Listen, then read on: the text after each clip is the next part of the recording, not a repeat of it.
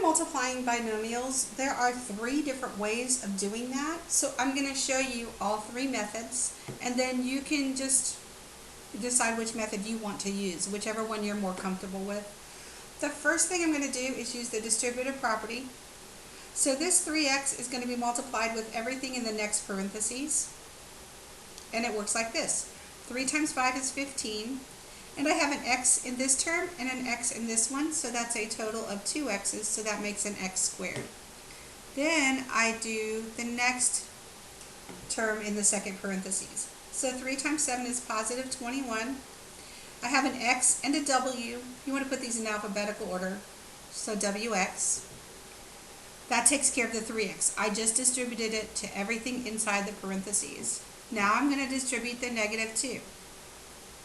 Negative 2 times 5 is negative 10, and I have a w and an x. Watch where I put that. I'm going to put that in my wx column. And then negative 2 times 7 is a negative 14. And I have one w here and another here, so that's 2 w's for w squared. Now you add your columns. For my x squareds, I have 15 of those. For my wx, 21 take away 10 is a positive 11. And for my w squared, I have negative 14 of those. And that's the answer. That's the first method. It's called the distributive property.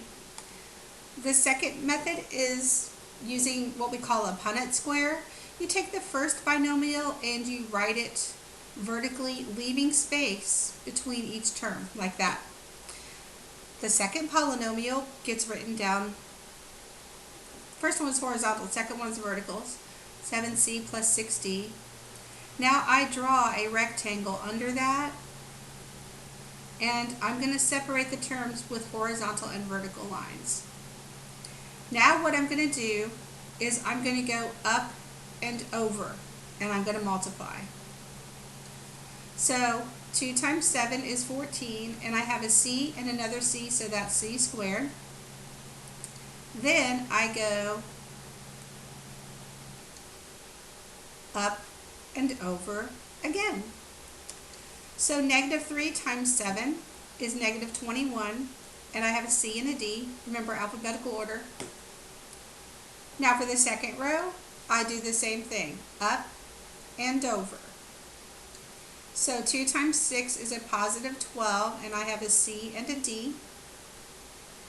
And then the final one, up and over.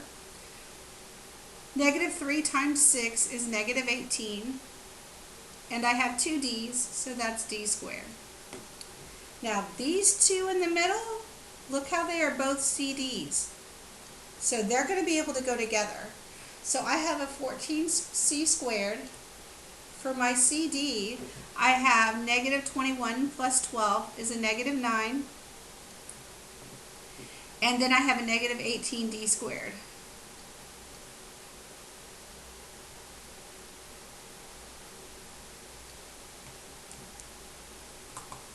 And that's the answer. First method, distributive property. Second method, the Punnett square. Third method is what we call the FOIL method. F stands for first. O stands for outside. I stands for inside. L stands for last. So first, outside, inside, last. So I'm going to take the first term in each one and multiply them. Let me go ahead and write it out to the side here. So if there's nothing in front of a variable, it's assumed to be a 1.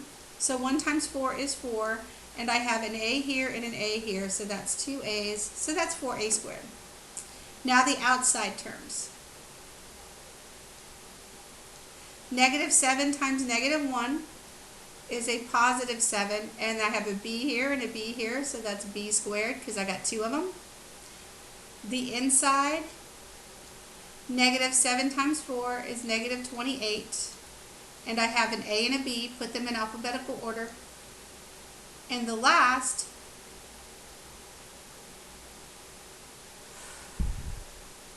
I am so sorry. I just did totally botch that up. Let me try it again because I don't want to redo the whole video.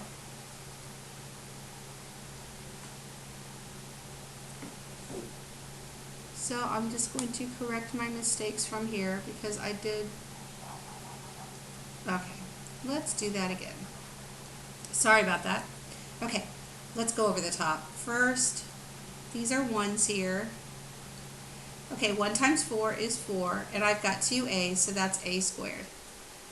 Outside, this is the part I did wrong last time. Okay, 1 times -1 is -1, and I have an a and a b, so that's ab. Inside, -7 times 4 is -28, and I have an a and a b. And then last, it helps if you set it up like that. Put outside, inside on the bottom. Kind of looks like a little guy there. -7 times -1 is a +7, and I have 2 b's there, so that's b squared. So these two again can go together, the 2 in the middle, just like in the Punnett square, where the 2 in the middle go together, so can these. So I have a -1 AB and a -28. That's a total of 29 negatives for my ABs, and then plus 7b squared.